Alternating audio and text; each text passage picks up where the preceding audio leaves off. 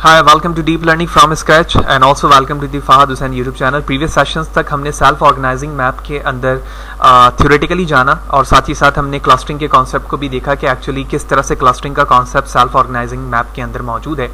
तो इस सेशन से हम प्रैक्टिकल इंप्लीमेंटेशन की तरफ जा रहे हैं, लेकिन प्रैक्टिकल इंप्लीमेंटेशन पे जाने से पहले मैं आपको बताता चलूँ कि जितने भी इससे रिलेटेड वीडियो मौजूद हैं जो मैं ऑलरेडी डिस्कस कर चुका हूँ वो यूट्यूब पर मौजूद हैं। आप डायरेक्टली यूट्यूब पर जाने के बाद फहद हुसैन CS के जरिए से सर्च करके मेरे यूट्यूब चैनल पर आकर प्ले लिस्ट पर आएंगे और उसके बाद तमाम वीडियो से फैसिलिटेट हो सकते हैं जो अब तक मैं डिस्कस कर चुका हूं। इसके अलावा जो भी कोड सेशन होता है या स्लाइड सेशन होता है वो मेरे ब्लॉग पर मौजूद होता है। आप गूगल पे जाके फहद हुसैन CS के जरिए से सर्च करके मेरे ब्लॉग पे जा सकते हैं, फहद हुसैन CS blogspot.com, और इसमें सेपरेट टैब डीप लर्निंग के नाम से मौजूद है जिसके अंदर तमाम चीज़ें फ्रीली अवेलेबल हैं, आप क्लिक करके डाउनलोड कर सकते हैं। तो प्रैक्टिकल इंप्लीमेंटेशन पे क्या करने जा रहे हैं हम, हमें क्या करना है कि इरिस जो कि फ्लावर का डेटा सेट है और इसके हवाले से हमने मशीन लर्निंग के अंदर भी चीज़ें डिस्कस की, और जब मैं आर्टिफिशियल न्यूरल नेटवर्क पढ़ा रहा था तो वहाँ पर भी मैंने इस हवाले से बताया था कि जैसे एक बेंचमार्क डेटा सेट है फ्लावर का जिसके अंदर हमारे पास 3 कैटेगरी है, यानी एक supervise form of the data मौजूद है ये, जिसमें आप देख रहे हैं कि हमारे पास 4 इंडिपेंडेंट वेरिएबल्स हैं और इन 4 इंडिपेंडेंट वेरिएबल्स के बिहाफ पर हमारी 3 क्लासेस में प्रेडिक्शन है। For example this one, similarly this class and this one. तो ओवरऑल जो हमारे पास डेटा है वो 150 का है इंक्लूडिंग द एट्रीब्यूट नेम, तो मैं कह सकता हूँ 150 रिकॉर्ड है। तो सवाल अब ये होता है कि हमारे पास जब लेबल्ड फॉर्म पर डेटा है तो हम इसके अंदर सॉम को किस तरह से अप्लाई करेंगे, यानी हम अनसुपरवाइज लर्निंग को किस तरह से इसमें इंप्लीमेंट करने वाले हैं। तो ये तमाम चीज़ें हमें समझ में आएंगी। तो इंपॉर्टेंट कॉन्सेप्ट ये है कि हम अपने डेटा सेट को इंपोर्ट करने के बाद ये एट्रीब्यूट यहाँ से डिलीट कर देंगे और डिलीट करने के बाद इस क्लस्टरिंग को यानी सॉम को इंप्लीमेंट करके देखेंगे कि किस तरह से ये इंडिपेंडेंट वेरिएबल्स क्लस्टर के फॉर्म पर कन्वर्ट होकर सॉम के फॉर्म पर हमें ऑर्गेनाइज होकर मिल रहा होगा।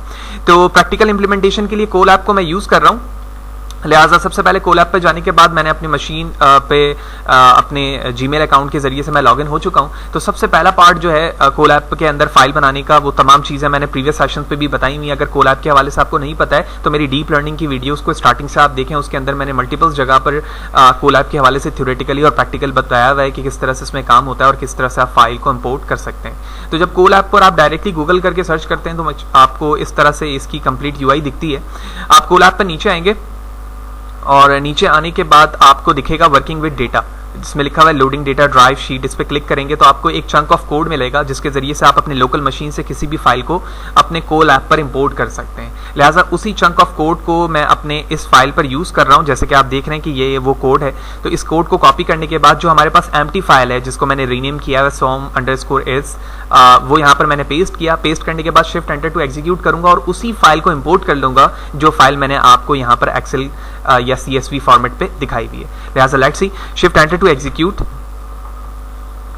और इसके बाद हमें यहाँ पर बटन मिलना चाहिए जिसके जरिए से हम फाइल इंपोर्ट कर सकते हैं।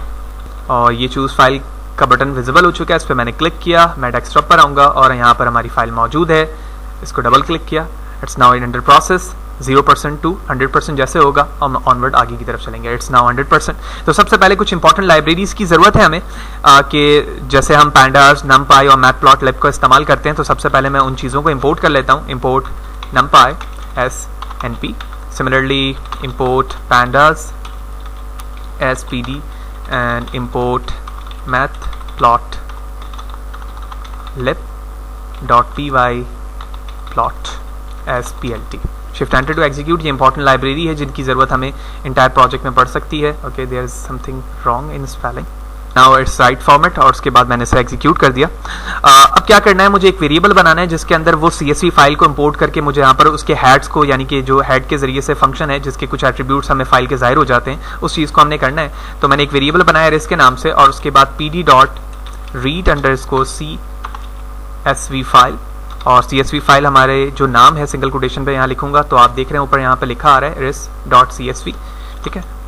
तो मैंने इसे कॉपी किया और यहाँ पर पेस्ट कर दिया, और साथ ही साथ हम यहाँ पर जो वेरिएबल है हमारा ris, इसके साथ हम हेड का एट्रीब्यूट लगाएंगे और उसके बाद एग्जीक्यूट करेंगे। तो हम देखेंगे कि जो डेटा है हमारा वो उसके कुछ 5 जो एट्रीब्यूट्स होते हैं रॉज एंड कॉलम के रिस्पेक्ट से वो हो रहे हैं। बिल्कुल सक्सेसफुली वो चीज़ें हमें यहाँ पर दिख रही हैं, यानी हम सक्सेसफुली CSV की फाइल इंपोर्ट करने में कामयाब हो चुके हैं।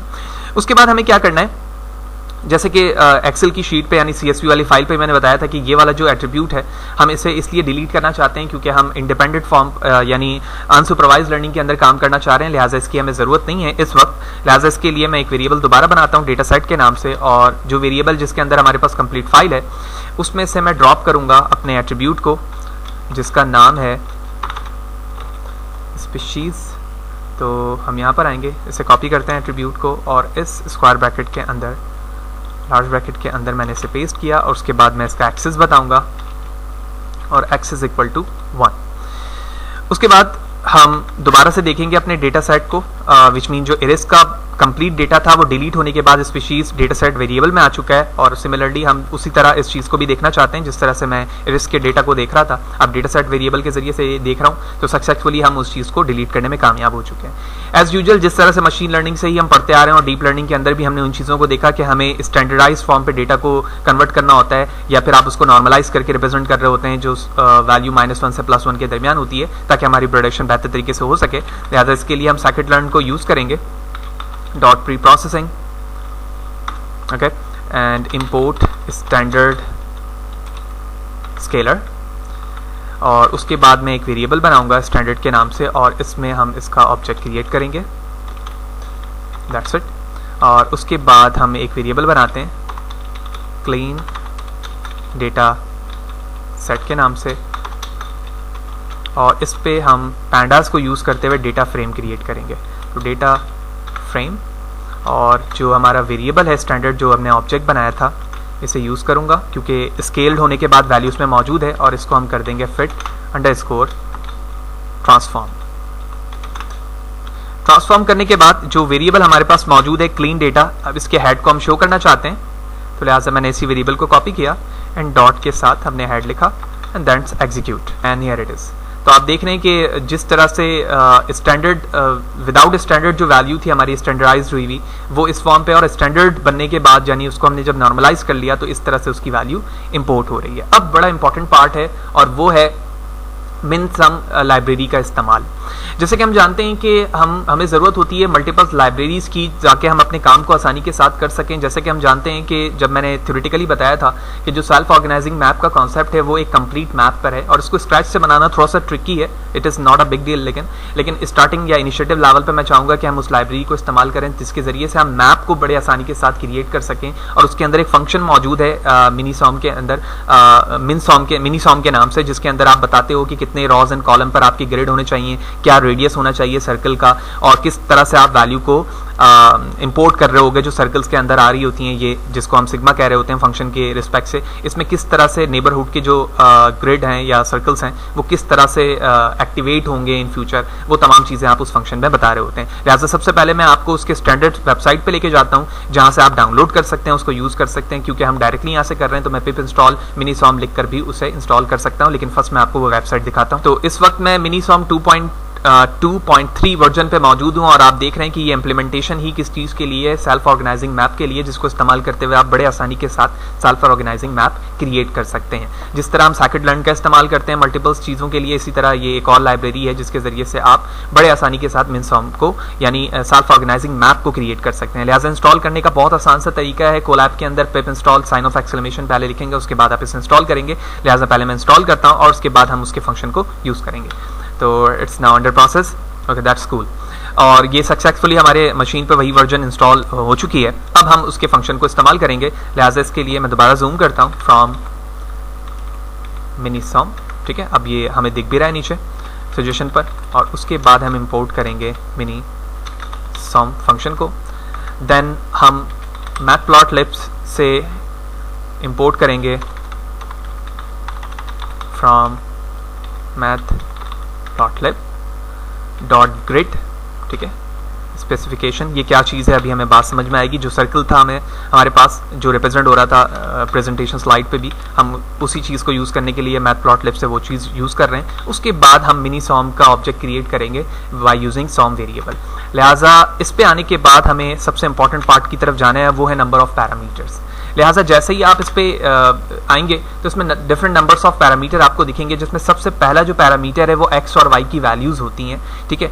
एक्स और वाई की वैल्यूज से क्या मुराद है कि कितने नंबर्स ऑफ आप ग्रिड बनाना चाहते हैं, यानी कितने रॉज एंड कितने कॉलम्स के बनाना चाहते हैं। तो हमारे पास जो डेटा सेट है वो ओवरऑल 150 है with respect to the quantity. तो मैं कह सकता हूँ कि 7x7 हमारे पास स्टैंडर्ड साइज बन सकता है इस मैप का, ठीक है। आप चाहें तो उसमें वेरिएशन करके भी बहुत बेहतर तरीके से उसको विजुलाइज कर सकते हैं। लिहाजा इसके लिए बैक टू कोड और उसके बाद मैं लिखता हूँ 7,7 which mean rows and column, उसके बाद दोबारा कॉमा प्रेस करेंगे। उसके बाद आपको इनपुट की लेंथ बतानी होती है, ठीक है। इनपुट की लेंथ से मुराद ये है कि कितने डिपेंडेंट वेरिएबल हैं और कितने इंडिपेंडेंट वेरिएबल हैं। तो आपको पता होगा कि टोटल हमारे पास जो हैं वो 4 हैं, ठीक है। 3 इंडिपेंडेंट वेरिएबल्स हैं और उसके बिहाफ पर हम एक वैल्यू को प्रेडिक्ट कर रहे हैं। तो मैं कह सकता हूं कि जो टोटल लेंथ हम यहां पर यूज करेंगे वो 4 को यूज करेंगे। उसके बाद हमारे पास सिग्मॉइड है, सिग्मा है, जो कि हमारे यहाँ पर रेडियस को शो करता है, जो कि सर्कल बन रहा होता है, उस सर्कल को रिप्रेजेंट करने के लिए इस्तेमाल होता है। लिहाजा मैंने इसकी एक स्टैंडर्ड वैल्यू दी, 0.5 होती है, लेकिन मैंने इसको कम करके दी। और उसके बाद हमारे पास एक्टिवेशन फंक्शन होता है, विच मीन मैं सिर्फ समझाने के लिए एक्टिवेशन फंक्शन कह रहा हूँ। इससे मुराद ये कि जो नेबरहुड फंक्शन है, जहां पर हमारा क्लस्टर बनेगा, उस क्लस्टर के जो सर्कल के अंदर तमाम वैल्यूज आने वाली हैं वो किस तरह से एक्टिवेट होंगी उनकी वैल्यूज, तो उसके लिए हम नेबरहुड फंक्शन गॉसियन का इस्तेमाल करते हैं। लिहाजा मैंने नेबरहुड फंक्शन में गॉसियन लिखा और इसी फंक्शन को इस्तेमाल करके हम इंपोर्ट करेंगे, एक्टिवेट करेंगे जो जितने भी नेबर्स हैं हमारे क्लस्टर के। उसके बाद हम ट्रेनिंग पर आएंगे। तो सॉम वेरिएबल लिखने के बाद हमने ट्रेन अंडरस्कोर रैंडम लिया और उसके अंदर हम क्लीन डेटा को numpy में कन्वर्ट करके पहले यूज करेंगे एज ए इनपुट और उसके बाद नंबर ऑफ आइट्रेशन बनाएंगे। तो हमारे पास एक वेरिएबल था, अगर आपको याद हो, ये क्लीन डेटा जो कि स्टैंडर्ड होने के बाद कन्वर्ट हो चुका है, उसको हम सबसे पहले कन्वर्ट करेंगे टू अंडरस्कोर numpy पे,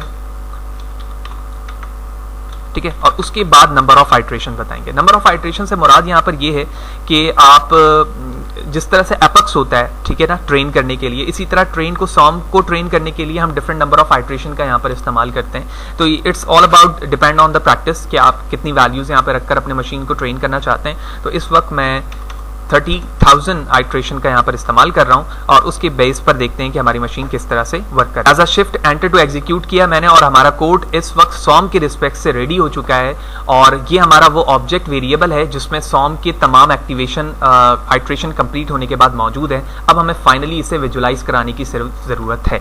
लिहाजा विजुलाइज कराने के लिए, जैसे कि स्टार्टिंग से मैं जिक्र कर रहा हूं कि हम मिनीसॉम का इस्तेमाल कर रहे हैं और मैटप्लॉटलिब में ग्रिड स्पेसिफिक का इस्तेमाल करके हम चीज़ों को क्या करेंगे, विजुलाइज कर रहे होंगे। ओके नाउ अब कुछ मजीद इंपॉर्टेंट काम है। जैसे मैंने सबसे पहले अपने सॉम ऑब्जेक्ट को यूज करते हुए सॉम क्रिएट कर लिया।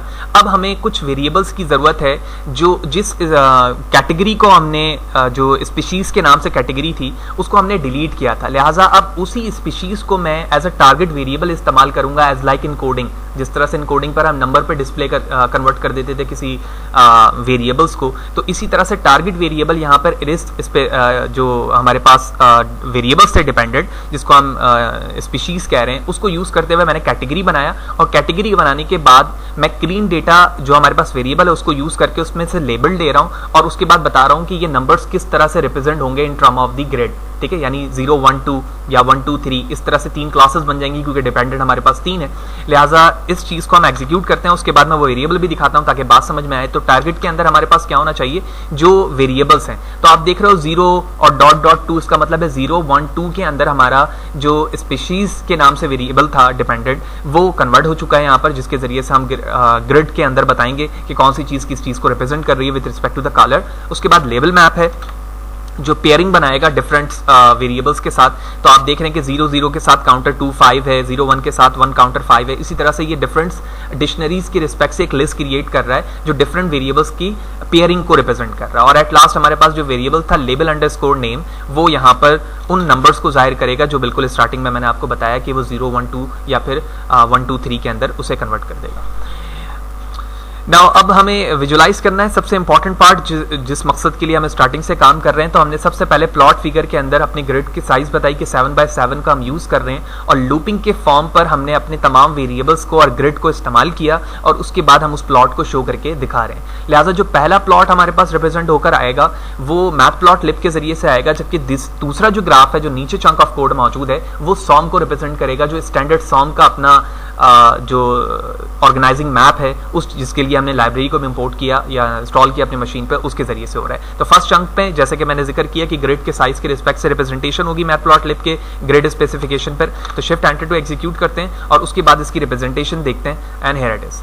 तो आप रिप्रेजेंटेशन पे देख रहे हो कि हमारे पास जो क्लासेस है वो 0, 1 एंड 2 डिफरेंट कलर्स के साथ मौजूद है और जो ओवरलैपिंग कलर है वो बिल्कुल उसी पोजीशन को जाहिर कर रहे हैं जिस पोजीशन पर मैंने आपको थ्योरेटिकल सेशन पे बताया था कि जब हमारे पास डिफरेंट क्लस्टर्स बनेंगे तो वो क्लस्टर्स एक दूसरे से ओवरलैप करेंगे और डिस्टेंस के बेस पर क्या कर रहे होंगे, वो उस पर अपनी स्ट्रेंथ को जाहिर करेंगे। जो जितना क्लस्टर के नज़दीक होगा उसकी स्ट्रेंथ उतनी ही बढ़ेगी, जिस तरह से यहाँ पर दिखाया जा रहा है।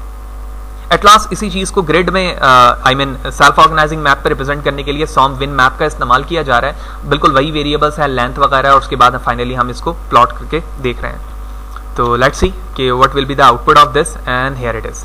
तो आप देख रहे हैं कि हमारे पास बार चार्ट भी मौजूद है और बार चार्ट डिफरेंट कलर्स को रिप्रेजेंट कर रहा है और इस वक्त हमारे पास 3 स्टैंडर्ड क्लासेस बनकर आ रही हैं जो कि dark, light and complete white को रिप्रेजेंट कर रही हैं 3 डिफरेंट क्लासेस पे। और जो जितना डार्क कलर है उसकी उतनी ही हाई वैल्यू है मीन इंटरन्यूरॉन डिस्टेंस के रिस्पेक्ट से और उसी चीज़ को वो रिप्रेजेंट कर रहा है। तो होपफुली आपको ये clustering by using self organising map का कॉन्सेप्ट समझ में आया होगा और हमने बिल्कुल एक बेसिक डेटा सेट पर ये काम किया इस इनिशिएटिव लेवल पर कि सेल्फ ऑर्गेनाइजिंग मैप किस तरह से हमारे वैल्यूज़ को ग्रिड फॉर्म पर कन्वर्ट कर रहा होता है और किस तरह से उसको एक ऐसी वैल्यूज़ जो कि हमारे पास अनसुपरवाइज फॉर्म पर होती है, हम उसको एक क्लासेस बना रहे होते हैं या उसको कैटेगरी डिज़ाइन करके देख रहे होते हैं। कोई भी इससे रिलेटेड सवाल है तो कमेंट सेक्शन पे ज़रूर पूछो, कोशिश करूंगा यार तुम्हें बर वक्त जवाब दे सकूं। अगर चैनल को सब्सक्राइब नहीं किया तो डू सब्सक्राइब द चैनल ताकि तुम्हें अपकमिंग वीडियोज़ के हवाले से बर वक्त जानकारी मिलती रहे। वीडियो को लाइक करो, ज़्यादा से ज़्यादा लोगों को शेयर करो। Thank you.